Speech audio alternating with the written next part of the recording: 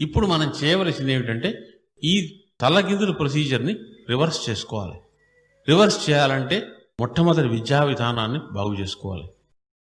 ఇది బాగు చేయడానికి కెపాసిటీ లేనటువంటి వాళ్ళు మన యూనివర్సిటీ వాళ్ళు. ఎందువల్ల వాళ్ళు ఈ తలకిందుల విద్య చదువుకుని తలకిక్కి బ్రెయిన్ ప్యారలైజ్ అయిపోయిన వాళ్ళు. ఈ వైస్ ఛాన్సలర్స్, ప్రొఫెసర్లు వాళ్ళ తప్పు కాదు అది, ఎందుకంటే వాళ్ళకి ఇంకో చదువు రాదు. నేను కూడా అలా అయి ఉండేవాడిని. అదృష్టవశాత్తు బాల్యంలో మా తల్లిదండ్రులు గురువులు యోగాభ్యాసం ఇచ్చి, యోగాభ్యాసం యొక్క లక్ష్యం ఏమిటి? డిగ్రీ రావడం కాదు, మనస్సును కాన్సన్ట్రేషన్ ప్రాక్టీస్ చేస్తుంది. అంటే ఏ పని చేయడానికి కూడా మనస్సు ఏకాగ్రత కావాలి. నేను ఇప్పటికి 30 ఏళ్లుగా ఏ కాలేజీలో కానీ యూనివర్సిటీలో కానీ ఉపన్యాసానికి వెళితే అయిన తర్వాత జనం చుట్టుముట్టి వాళ్ళు అడిగేది ఏమిటంటే, ఏమండి మేము చదివినా మాకు జ్ఞాపకం ఉండట్లేదు, ఒకటి చదివితే మైండ్ ఇంకోటి వస్తుంది, జాబ్ గురించి వర్రీసు, ఉద్యోగం దొరకదు, అంతేగాని ఏ ఒక్కడికి విద్య మీద కానీ నాలెడ్జ్ మీద కానీ ఏకాగ్రత మీద కానీ ఇంట్రెస్ట్ కానీ కెపాసిటీ కానీ లేనటువంటి, అంటే వాళ్ళందరూ మనుషులు తప్ప అంటే కాదు, విధానం తప్పు. అందువల్ల ఇప్పుడు ఈ విద్యా విధానాన్ని మార్చడానికి ఈ యూనివర్సిటీలు ఎందుకు పనికిరావు. ఎందుకు పనికొస్తాయి మరి యూనివర్సిటీలు అంటే, స్టూడెంట్స్ యూనియన్లు పెట్టి ఈ స్టూడెంట్స్ యూనియన్లో చేసేది ఏమిటంటే రాజకీయపు ట్రైనింగ్ ఇస్తారు. రేపు దేశాన్ని దండుకోవడానికి పనికొచ్చే వాళ్ళని విద్యార్థి నాయకులుగా, దండుకేశ్వరుడుగా తయారు చేస్తారు. ఒక కవి గారు శతకం రాస్తాను గురువు గారు, మీరు ఏదన్నా సబ్జెక్ట్ చెప్పండి అన్నాడు. దండుకేశ్వర శతకం అని రాయరా? రాశాడు, బ్రహ్మాండమైన శతకం రాశాడు. ఒక పద్యం చదువు నాయన అన్న, పెద్దవాడు నాకంటే వయస్సులో. దీపాలర్పు వెధవాయే నాయకుడయ్యా. చిన్నప్పుడు స్టూడెంట్గా దీపాలు ఆర్పి, తీగలు కత్తిరించి, టెలిఫోన్లు కత్తిరించి, ఇంకా ఎన్నో పవిత్ర కార్యాలు చేసినటువంటి వాడే నాయకుడు అవుతున్నట్టు. ఇది అందరికీ తెలుసు. ప్రతిసారి 60 ఏళ్లుగా 50 ఏళ్లుగా జరుగుతోంది. వాడి జాతీయ ఉద్యమం, జీవన లక్ష్యం ఏంటంటే దండుకోవటం. అందుకని దండుకేశ్వరుడు. మనకి పూర్వం బసవేశ్వరుడు, నందీశ్వరుడు వాళ్ళకి శతకాలు రాశారు. ఇప్పుడు పరిపాలిస్తున్న దేవుళ్ళు వాళ్ళు కాదు, పవిత్రత అయితే వాళ్ళు పరిపాలిస్తారు, వీళ్ళు అపవిత్ర దేవుళ్ళు, గ్రామ దేవతలు లాంటి వాళ్ళు. నన్ను ఒకడు అడిగాడు, అయ్యా పూర్వం విష్ణుమూర్తికి, నారాయణుడికి, మహాలక్ష్మి పూజ చేస్తే, జపం చేస్తే పనులు అయ్యేవి, ఇప్పుడు ఎందుకు కావటం లేదు అంటే నేను చెప్పా, ఒక ప్రొఫెసర్ నువ్వు గురువుని సంతోషింపజేయాలంటే నువ్వు కష్టపడి చదవాలి, క్యారెక్టర్ సంపాదించాలి, విద్యలో ప్రావీణ్యం సంపాదిస్తే ఆ గురువు ఆహా అని అప్పుడు సంతోషించి నీకు మెచ్చి నీ డెవలప్మెంట్కి బ్లెస్సింగ్ ఇస్తాడు. అదే ఒక దొంగ విధవని సంతోష పెట్టాలంటే ఓ సీసా ఇవ్వాలి మందు కొట్టేందుకు, తాగడానికి వాడికి డ్రింకింగ్ ఇవ్వాలి, ఇంకా ఏమన్నా ఇతర వ్యసనాలు దొడ్డిదోవరించుంటే అవి ఇవ్వాలి. అలాగే దేవతలు కూడా క్షుద్ర దేవతలు, మహాదేవతలు 2 రకాలు ఉన్నారు. ఇది కరభార భయాద్భీతా మహాభారతంలో వ్యాస మహర్షి ఇవన్నీ అక్షరం అక్షరం రాశాడు. ఇవి నా తెలివితేటలు కాదు, ఎనాలిసిస్ అంతా కలిలో ఎటువంటి కాలం నడుస్తుందో కలియుగం. ఇది ఎందుకు చెప్పానంటే, ముందు మహాభారతం అంటే నేనేదో వేదాంత విషయాలు, మత విషయాలు మాట్లాడుతున్నాను అనుకుంటా కాదు, మన అవినీతి చరిత్రయే కలియుగం. కలియుగం ఎందుకు చెడు అంటే, మనిషికి మంచితనం మీద, నిజం మీద, ఆనెస్టీ మీద నమ్మకం పోయేట్టు చేసేటువంటి కాలం అది. మనిషిని పాడు చేయడం వేరు, మీకు తాగుడు అలవాటు చేయడం, జూదం అలవాటు చేయడం. అప్పుడు పాడైనా కానీ మీకు లోపల బాధ ఉంటుంది, అయ్యో నేను ఈ తప్పు చేశానే, రేపైనా బాగుపడితే బాగుంది. అసలు బాగుపడ్డం అనే దాని మీద విశ్వాసం లేకుండా మిమ్మల్ని పాడు చేయడం అంటే అది కలియుగం. ఇదివరకు బ్రిటిష్ వాళ్ళు ఈస్ట్ ఇండియా కంపెనీ ఆధారంగా చేసుకుని ఈ దేశం స్వాతంత్రాన్ని ఎలా పోగొట్టారో, ఇప్పుడు ఈస్ట్ ఇండియా కంపెనీ స్థానంలో వరల్డ్ బ్యాంక్ పెట్టుకుని అవినీతికి పెట్టుబడి పెడతారు. వేదిక యూనివర్సిటీ పెడతామంటే డబ్బు ఇవ్వరు. అట్లాగే రాజకీయాలకి తాగుడు పోయిస్తామంటే ఎన్నికల్లో ఫారిన్ ఎంబసీస్ డబ్బు ఇస్తారు. నాకు తెలుసది. ప్రతి రాజకీయ పార్టీ ఏం చేస్తుందో వాళ్ళ గూఢచారుల ద్వారా ఇవన్నీ స్టడీ చేస్తారు. ఇండిసిప్లిన్ కారకులు శిష్యులు అయితే ఇంక చేసేదే ఉంది. ఇది చాలా ముఖ్య విషయాలు. ఇక్కడ నేను వచ్చిన పనే అది. మీ బ్రెయిన్ పనిచేయాలని నా ఉద్దేశం. చేస్తుందని నాకు హోపు. ఈ విద్యా విధానంలో గొప్ప మార్పు రావాలి అంటే సిలబస్ మార్చి, డిగ్రీలు మార్చి, ఇదే ఆకారం కలిగి దొంగ వేధవులను వేరే డిగ్రీ ఇస్తే ఏం ఉపయోగంలే. మనిషి క్యారెక్టర్ బిల్డింగ్ ఎడ్యుకేషన్ కావాలి. ఇది గుర్తుపెట్టుకుని అండర్లైన్ చేసుకోండి మీరు. వాట్ ఈజ్ ఎడ్యుకేషన్ అంటే, హ్యూమన్ బీయింగ్ యొక్క క్యారెక్టర్ను బాగు చేసేదే ఎడ్యుకేషన్. ఇప్పుడు ఇంజనీరింగ్ డిగ్రీ తీసుకుని బస్సులు తగలబెట్టారు, మెడికల్ డిగ్రీ పెట్టుకుని రైళ్లు కాలబెట్టారు.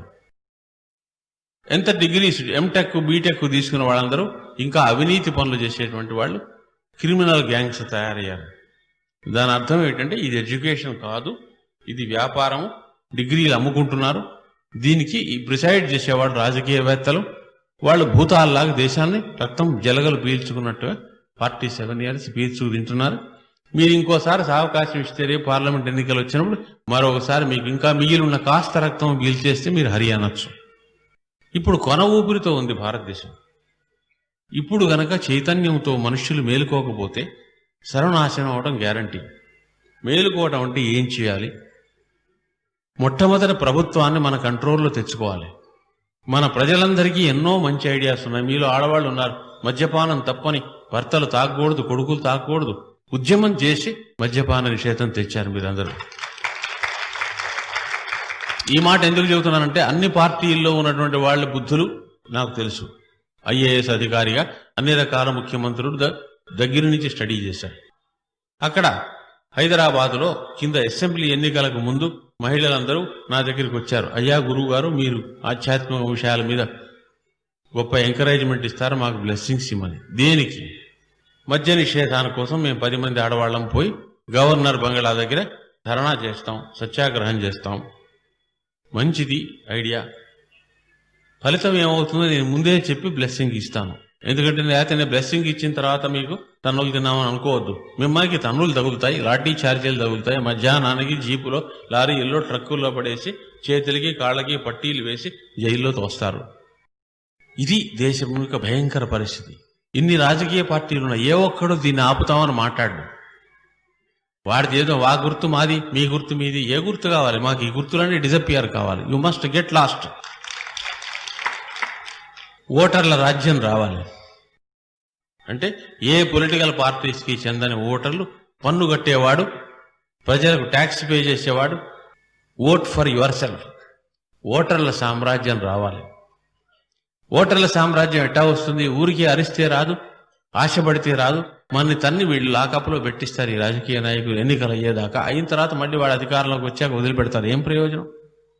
ఎందుకంటే ట్రైన్డ్ దొంగ వెధవులు వీళ్ళు. అందువల్ల చేయవలసింది ఏమిటి? పొలిటికల్ పార్టీకి బుద్ధి చెప్పగలిగినటువంటి ఆర్గనైజేషన్ ఓటర్లు ఏర్పరచుకోవాలి. ఇంకో పార్టీ పెడితే ఈ పార్టీలో కూడా అదే అవినీతి ఏర్పడుతుంది. పొలిటికల్ పార్టీ కాకుండా ఏ పార్టీకి చెందిన ఓటర్లందరూ కూడా ఒక నాన్ ప్రాఫిట్ సొసైటీ ఫారం చేసి అందులో లెక్చరర్లు, ఇంజనీర్లు, డాక్టర్లు, సమాజంలో ఒక నిర్దిష్టమైన జీవనోపాధి ఉన్నవాళ్ళు, అంటే మనకి ఒక ఉద్యోగం ఉన్నది, కష్టపడి సంపాదిస్తాము, దేశానికి పన్ను కడతాము, వీళ్ళకే అధికారం ఉంది దేశం గురించి మాట్లాడడానికి. ఏ రాజకీయవేత్తకి కూడా వాడికి ఏం జాబ్ ఉందో తెలియదు. లక్షలు ఎక్కడి నుంచి వస్తున్నాయో ఈశ్వరుడు తెలియాలి. వాడి సంపాదన ఏముండదు, కానీ అందరి దగ్గర ఎత్తిన చేతులు పెట్టేంత డబ్బు ఉంటుంది. ఇది దేశానికి గొప్ప అరిష్టం, చెడు. కష్టపడి సంపాదించిన వాడికే డబ్బు విలువ తెలుస్తుంది, కానీ దండుకొచ్చిన వాడికి, దండుకేశ్వరుడికి తెలియదు. అందువల్ల మొట్టమొదటి క్వాలిఫికేషన్ ఏంటంటే ట్యాక్స్ కట్టేవాడు, జీవనోపాధి ఉన్నవాడు, చెప్పులు కుట్టినా పర్లేదు, మీరు రోజుకు 10 రూపాయలు సంపాదించినా మీరు ఓటర్ల సమాఖ్యలో చేరడానికి అర్హత ఉంది. ఎందుకంటే మీ 2 రూపాయలు పవిత్రమైనవి. ఇతరుల దగ్గర కమిషన్లు కొట్టినది కాదు. ఈ మనకి ఎన్నికలన్నీ కూడా సక్రమంగా రాకపోవడానికి కారణం ఏంటంటే ఒకటి ఓటు ఇంకొకటి వేయడం. ఎవరి ఓటు వాళ్లే వెయ్యాలి. దానికి మొట్టమొదటి నేరస్తులు ఎవరంటే చదువుకున్న వాళ్ళు. Educated people are the first criminals in this country. ఎందువల్ల ఏనాడు ఎన్నికలకి ఓటుకు వెళ్ళడు. అట్టా వెళ్ళని వాళ్లలో నేను కూడా ఉన్నా. మొదట్లో 10 ఏళ్లుగా ఏ ఎన్నికలో ఓటు చేయలేదు.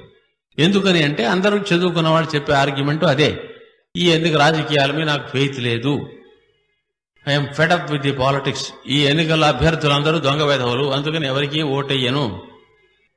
దానివల్ల మనం చేసిన పనికి వాళ్ళు ఏదో బాధపడతారని మనం అనుకుంటాం. బాధపడకపోగా మన ఓటు 5 నిమిషాల్లో వాడు వెళ్ళి వేసొస్తాడు. అంతేకాదు నెక్స్ట్ ఎన్నికల్లో చచ్చిపోయిన వాళ్ళ లిస్టులో మీది వేసి మీ పేరు మీ బదులు చచ్చిపోయిన వాడి యొక్క ఓటర్ పేరు వాడు వేయించుకుంటాడు. ఎందుకంటే వీళ్ళు అంతరాత్మ లేని క్రిమినల్స్. అది తెలిసి ఇప్పుడు ఓటు వెయ్యకపోవడం నేరం. ఓటు వెయ్యని వాడికి ఓటు క్యాన్సిల్ చేయాలి. ఓటు అమ్ముకునే వాడికి యావజ్జీవం వాడికి ఓటు ఉండకూడదు. దేశ భవిష్యత్ అంటే జ్ఞానం లేదన్నమాట వాడికి. ఇది చేయాలంటే ఈ పొలిటికల్ పార్టీస్ చెయ్యరు. ఎందుకు చేయరంటే దొంగతనం చేసేవాడు దొంగల్ని పట్టుకోడు. ఆ మహిళల్ని కిందన వాడు ఎన్నికల్లో నేను చెప్పిన మాట చెప్పాను. మీరు సారా నిషేధం చేయమని ఎవరిని అడుగుతున్నారు?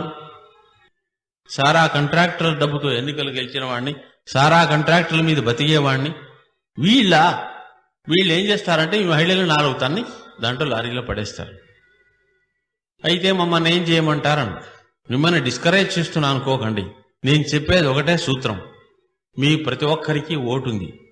ఈ ఓటు వెళ్లి తీసుకెళ్లి ఎవడికో వేసి వాడి కాళ్ళట్టుకుని రేపు వాడి చేత లాంటి జబ్బులు ఎందుకు తింటున్నారు? మీ ఓటు మీకే వేసుకుని మీరేం చేయదలుచుకున్నారో అది మీరే ప్రభుత్వం అయి మీరు చేయండి.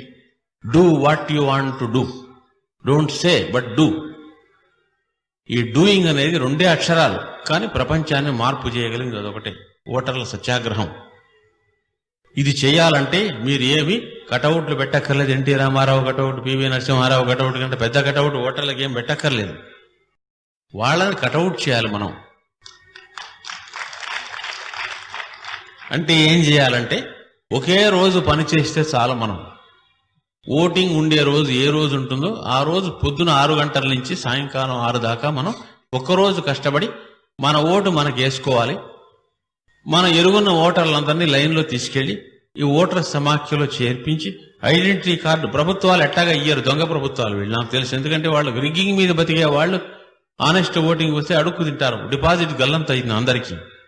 అందువల్ల ఏ ముఖ్యమంత్రి కూడా ఈ ఓటర్లు ఐడెంటిటీ ఇవ్వడు. శేషన్ గారు వెళ్లిపోయేదాకా వాళ్ళు ఓపిక బట్టి చూస్తారు. తర్వాత శుభ్రంగా 10 గజాల లోతును పాతేస్తారు ఈ స్కీమ్ని. లేదు, ఐడెంటిటీ కార్డులో కూడా రిగ్గింగ్ ఉంటుంది. అందువల్ల దానికి సమాధానం ఏమిటంటే నేను ఏడాది కిందనే శేషన్ గారితో చెప్పాను, నీ ఐడెంటిటీ కార్డు ఉద్యమం నడవదు. ఏ ముఖ్యమంత్రి దానికి అమలు జరగనివ్వడు. ఎన్నికల్లో నేను ఆఫీసర్గా పర్యటిస్తుంటే మాకు మిత్రులు పాలిటీషియన్స్ అన్ని పార్టీలు ఉన్నారు, జాతకం చూపించుకోవడానికి వస్తారు. అయ్యా గురువు గారు మీరు చెప్పారు చూడండి, మా అభ్యర్థికి ఇంత మెజారిటీ వచ్చింది. ఎంతరా? 2 లక్షల మెజారిటీ వచ్చింది. అబ్బా, మీ ఆపోజిట్ వాడికి ఎంత వచ్చింది? 70,000 వచ్చినాయి. మాకు 1,50,000 వచ్చినాయి. బ్యూటిఫుల్ గా ఉంది. ఈ 2 కలిపి కూడితే ఓటర్ల కంటే ఎక్కువ ఉందే. వాడు దండం పెడతా, గురువు గారు ఈ మాట ఇప్పుడు అనకండి, ఈ ఎలక్షన్ క్యాన్సిల్ అయిపోతుంది, నన్ను పాతేస్తారు వాళ్ళు. అంటే ఈ మెజారిటీలు అన్ని సృష్టించుకున్నాం అన్నమాట. ఇది రిగ్గింగ్ అంటే. అందువల్ల మీ మీద మీకు విశ్వాసం ఉంటే, మీరు మనిషిగా బతకడానికి అర్హుడు అని కనుక దృఢ విశ్వాసం ఉంటే మీ ఓటు కంపల్సరీగా మీరే వెయ్యాలి. అటువంటి ప్రమాణం ప్రతి ఒక్కడు తీయాలి. గాంధీ గారి టైంలో ఎట్లయితే భారతదేశ స్వాతంత్రానికి పనిచేయని వాడు ఎవడు కూడా భారతీయుడు కాదు. ఆత్మగౌరవం, జాతి గౌరవం, మీ యొక్క పుట్టుక గౌరవం మీకుంటే మీ ఓటుకి మీరు వెయ్యాలి. అట్లా ఇతరులు వేయడానికి కృషి చేయాలి. మీరు హిందువులు కావచ్చు, ముస్లింలు కావచ్చు, క్రిస్టియన్స్ కావచ్చు, ఏవైనా మీకు ఓటు ఉంది. మీరు ఒక మనిషి, మీకు అన్నం కావాలి, మీకు సుఖం కావాలి, మనశ్శాంతి కావాలి. అందువల్ల మీరు ఓటర్లు కానీ పనిచేయండి. కానీ ఈ పాలిటీషియన్స్ మీ మైండ్లో పెట్టేటువంటి మతోన్మాదాలు, రిలీజియస్ డిఫరెన్సెస్, క్యాస్ట్ డిఫరెన్సెస్ అన్నీ దండుకోవడానికి మీ నెత్తి మీద వాళ్ళు ఉపయోగిస్తారు. ఈ రాజకీయవేత్తలకి మతం అంటే విశ్వాసం లేదు, కానీ మతాల ప్రకారం పార్టీ టికెట్లు ఇస్తా ఉంటాడు. బ్రిటిష్ వాడు నేర్పిన విద్యది. పాకిస్తాన్ ఎందుకు వచ్చింది? ఒక్కసారి వెనక్కి చూస్తే 1857 సిపాయిల తిరుగుబాటులో బ్రిటిష్ వాళ్ళు బయటికి తరివేయడానికి హిందువులు, ముస్లింలు కలిసి పనిచేశారు. మొఘల్ చక్రవర్తి బహదూర్ షాను, తాంతియా తోపి, మహారాజ్ శివాజీ, పీష్వాలు వీళ్ళు కలిసి బ్రిటిష్ వాళ్ళ మీద పనిచేయడానికి రక్తం ధారపోసిన హిందూ ముస్లింలు పట్టుమని 100 ఏళ్లు కాకుండా 1947, 1857 కొట్టుకు చచ్చి ఇండియా పాకిస్తాన్ కింద విడిపోయారు. ఇది బ్రిటిష్ వాడి మహిమ, మన బుద్ధిహీనత రెండూను. అది కప్పిపుచ్చుకుంటే సత్యం చరిత్రలో దాగదు. నేర్చుకోవాల్సింది ఏమిటంటే మనకి రిలీజియస్ బేసిస్ మీద పాలిటీషియన్స్ ఎప్పుడు కూడా డివైడ్ చేస్తారు. అందువల్ల మన ఓటర్లంతా ఒకటి. మీ పేరు సయ్యద్ హుస్సేన్ కావచ్చు, శాస్త్రి కావచ్చు, లేకపోతే పీటర్ కావచ్చు. మీకు జీవనోపాధి ఉండాలంటే, నీతిగా బతకాలంటే, మీ సంపాదన మీకు ఉండాలంటే, మీ ఊర్లో రోడ్లు బాగుండాలంటే, మీకు పన్నులు తగ్గాలంటే, కరప్షన్ తగ్గితే మీకు 70% తగ్గిపోతాయి కాస్ట్. కూరగాయల మార్కెట్కి వెడితే మీరు కొనలేని ధరలు, రైల్వే స్టేషన్కి వెడితే మీరు ఫ్యామిలీ అంతా టికెట్ పెట్టి రైలు ప్రయాణం చేయలేనంతగా రైల్వే ఛార్జెస్కి 10 రెట్లు రైలు యాక్సిడెంట్స్ పెరిగిపోతాయి. డ్రైవరు గార్డు దొంగ వెధవ తాగి వచ్చి డ్రైవ్ చేసి టాప్ స్పీడ్లో ఏ రోజైనా సరే యాక్సిడెంట్ కావాల్సినటువంటి ఎన్నిసార్లు నేను తప్పించుకున్నాను. కర్నూలు, కడప, రాయలసీమ ఎక్స్ప్రెస్లో ఏ రోజున కూడా అది డెస్టినేషన్ చేరకుండా ఉండాల్సినటువంటి రోజులు కేవలం జపచానాల వల్ల ఆ నేరోగా ఎస్కేప్ అయిన రోజులు నేను ఈ రోజు. ఇంత కష్టపడవలసిన అవసరం ఎందుకు వస్తుంది ఓటర్కి? ఈ పొలిటికల్ పీడ దేశానికి పోవాలంటే ఈ ఓటర్ల సామ్రాజ్యం రావాలి. ఇది రావాలంటే ఓటర్లు పొలిటికల్ పార్టీస్లో చేరనటువంటి వాళ్ళందరూ దీంట్లో సభ్యులుగా చేరాలి. ఈ చేరిన వాళ్ళకి ట్రైనింగ్ ఇవ్వాలి. ఊరికినే మన శిక్షణ, ఆనెస్టీ, ధైర్యం కావాలి. అవినీతిని ఎదిరించడానికి ఐకమత్యం కావాలి. మీరు వైశ్యులు, మీరు బ్రాహ్మలు, మీరు వెలములు, ఇవన్నీ పాలిటీషియన్స్ మనకి ఎక్కించి పెట్టారు. అవి పెట్టించి ఆడిస్తారు మన భూతాలకి. సాంప్రాణి పొగేస్తే దెయ్యాలు లేచినట్టుగా. వీటన్నిటికీ మనం తల ఊపకూడదు అన్నప్పుడు ఓటర్లు నిశ్చయించుకుంటే ఎవరినైనా ముఖ్యమంత్రి చేసినా ప్రధానమంత్రి చేసినా మనమే. అది మనమే అధికారంలోకి తెచ్చుకుంటే మనకి ఏం కావాలో మనం చేసుకోవచ్చు. అడ్డదిడ్డమైన క్వశ్చన్లని పాలిటీషియన్స్ అడుగుతారు. మీరు ఓటర్లు పరిపాలించగలరా? మీకు ఈ కెపాసిటీ ఉందా? ఎన్నికలకు అభ్యర్థి ఏటా నిలబెడతారు అంటే చెప్పా. బ్రిటిష్ వాడు స్వాతంత్రం అడిగితే కూడా మేము బ్రిటిష్ వాడు వెళ్ళిపోతే భారతీయులు చాలా ఇబ్బంది పడిపోతారు, దేశాన్ని పరిపాలించుకోగలరా, మీరు అడ్మినిస్ట్రేషన్ చేయగలరా అని ఇట్లాంటి డొంక తిరుగుడు ప్రశ్నలు అడిగేవాళ్ళు. మీరు డబ్బు తినటం మరిగున్నారు, అది మానటం మీకు కష్టము, అందువల్ల మానమని అడగటం కూడా మేము చేయటం లేదు. ఓ రోజు దండ వేసి మిమ్మల్ని దింపేస్తాం, ఎన్నికల రోజున మాకు మేమే ఓటేసుకుని ఒకప్పుడు టీ పార్టీ ఇచ్చి పెద్ద గజమాలలు వేసి 47 ఏళ్లుగా మీరు ముఖ్యమంత్రులుగా మంత్రులుగా మమ్మల్ని పరిపాలించారు, చాలా థ్యాంక్స్, ఇప్పుడు మమ్మల్ని మేము పరిపాలించుకోనివ్వండి. ఒకసారి దిగిన వాడి మళ్ళీ ఎక్కడ గ్యారంటీ పాలిటిక్స్కి మళ్ళీ రావు. ఎందుకంటే మనకి రుచి మరిగితే ప్రజలు ఆనెస్టీ ఎట్టా ఉంటుందో ప్రతి వాడికి పన్నులు 30% తగ్గించవచ్చు. ఈ హర్షద్ మెహతా 7,000 కోట్లు ఇటువంటివన్నీ కూడా కంప్లీట్గా బంద్ అయిపోతాయి. పాలిటిక్స్ ఉండడం వల్లనే అవి వస్తాయి తప్ప సామాన్య మానవుడు అన్ని కోట్లు ఎందుకు ఏం చేసుకుంటాడు? వాడు కళ్ళ చూడు. మన పేరిట వరల్డ్ బ్యాంక్ నుంచి అప్పు తెచ్చేది ఇంతవరకు ప్రతి ప్రధాని కూడా ఎన్నికల ముందే అప్పులు తెచ్చుకుంటాను అంటే ఆ డబ్బంతా ఎన్నికల్లో ఖర్చు పెట్టడం కోసం. ఈ అప్పులు మన పేరు ఉంటాయి అక్కడ బ్యాంకులో, మనం కట్టుకోవాలి, మన పిల్లలు కట్టుకోవాలి. దీనివల్ల రూపాయి వాల్యూ డాలర్కి తగ్గిస్తారు. 15 రూపాయలు డాలర్కు ఉండేది నేను అమెరికా వెళ్ళినప్పుడు 85లో. ఇప్పుడు రూపాయి విలువ పడిపోయింది. ఎందుకని? నెల రోజులు మీరు కష్టపడి 300 రూపాయలు సంపాదించే వ్యక్తికి ఉన్నట్టుండి 30 రూపాయలకు ఆ జీతాన్ని తగ్గించాలంటే రూపాయి వాల్యూ తగ్గించేటువంటిది బ్యాక్డోర్ చీటింగ్ అనమాట. ఇది మనం గ్రహించినటువంటి చదువుకున్న వాళ్ళు కూడా ఆలోచించట్లే. ఉన్నట్టుండి మీ జీతాన్ని 4 పెట్టి భాగారించాలంటే రూపాయి వాల్యూ పావలా చేస్తే సరిపోతుంది. చేశారట. ఇది రాజకీయవేత్తలు చేసే ద్రోహం. ఈ ద్రోహం ఎవరికి తగులుతుందంటే డైరెక్ట్గా ఓటర్లకి, కష్టపడి సంపాదించి పన్ను కట్టే మనకి తగులుతుంది. అందువల్ల ఇప్పుడు ఎందుకు ఈ టైంలో చెప్తున్నారంటే కాలజ్ఞానం ప్రకారం ఇది మార్పు వచ్చే సమయం దగ్గరికి వచ్చింది. ఎందుకయ్యా ఇంతసేపు నువ్వు రాజకీయాల గురించి ఉపన్యాసం చెప్పావు? ఐఏఎస్ ఆఫీసర్ అయ్యుండి సైంటిఫిక్గా హిందూ మతాన్ని స్టడీ చేయాలి. మా గురువులు ఇంగ్లీష్ చదువుకి నన్ను పాఠశాలకు పంపించకుండా ధైర్యం నేర్పారు, నిర్భయత్వం నేర్పారు. ఎంతమందో ముఖ్యమంత్రుల దగ్గర, ప్రధానమంత్రుల దగ్గర పనిచేశాను. ఎవరి దగ్గర భయపడవలసిన అవసరం కానీ, వాళ్ళు శృతి మించి మాట్లాడే అవకాశం కానీ నేను ఇవ్వలేదు. నా బుద్ధిపూర్వకంగా రిటైర్మెంట్ రిజగ్నేషన్ అంటారు ఇవ్వడానికి వెడితే నరసింహారావు గారు ఆయన ఎమ్మెల్యేగా నా దగ్గర స్లిప్ పెట్టి, ఎమ్మెల్యే కాకముందు కూడా కరీంనగర్ నుంచి కలెక్టర్గా ఉన్న నాకు రెవెన్యూ బోర్డులో స్లిప్ పెట్టి ఇంటర్వ్యూ తీసుకుని వచ్చినటువంటి వీళ్ళు తప్పులేదు. పైకి రావచ్చు ఎవరైనా. ఊరికే వేదవ్యాస్ గారు ఎలా ఉన్నారు, మీరు ప్రధానమంత్రి కాకముందు ఎలా ఉన్నారో అలాగే ఉన్నానని చెప్పి, ఇందులో దూషణ లేదు, నేను చెప్పిందంటే తప్పు లేదు. కానీ ధైర్యం కావాలి ఈ మాట చెప్పడానికి. అంటే ఓటరుగా ప్రతి వ్యక్తి ఎన్నికైతే ప్రధాని కావచ్చు అన్న సంగతి నాకు జ్ఞాపకం ఉంది, ఆయనకు కూడా జ్ఞాపకం ఉందో లేదో అని చెప్పాను. మీలో ప్రతి ఒక్కడు ఓటరుగా ప్రధానమంత్రి కావాల్సినటువంటి ఆత్మస్థైర్యం ఉన్నప్పుడే ఇప్పుడున్నటువంటి ఈ పాలిటిక్స్ ని నిర్మూలించి ఓటర్ల సామ్రాజ్యాన్ని తేగలుగుతాం.